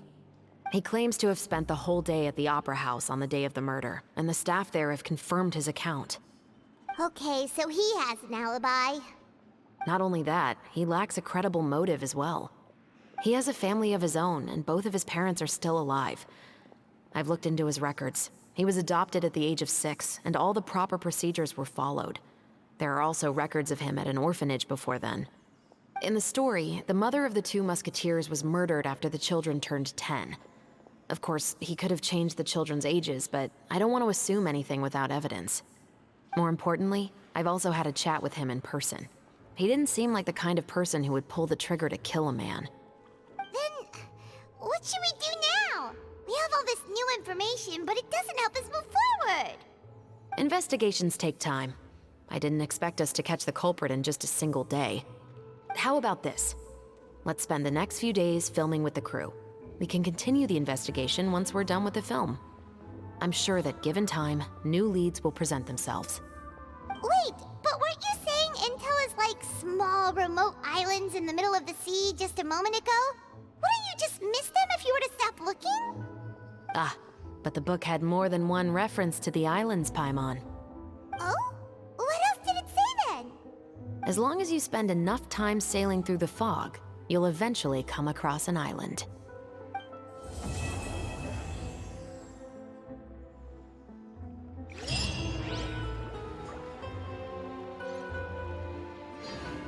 Futile! What? Never thought that the captain of the security and surveillance patrol could come from the Fleuve Cendra? Honestly, I'm pretty shocked too. There used to be a time when I thought I would never be able to join the guards. But as long as you can distinguish yourself through your accomplishments and skills, you'll eventually be recognized for your worth. If you look at it another way, my life at Fleuve Cendra has actually taught me a lot of valuable skills. Skills like how to barter with criminals or how to think in their shoes. Of course, I'd appreciate it if you could keep this a secret between us.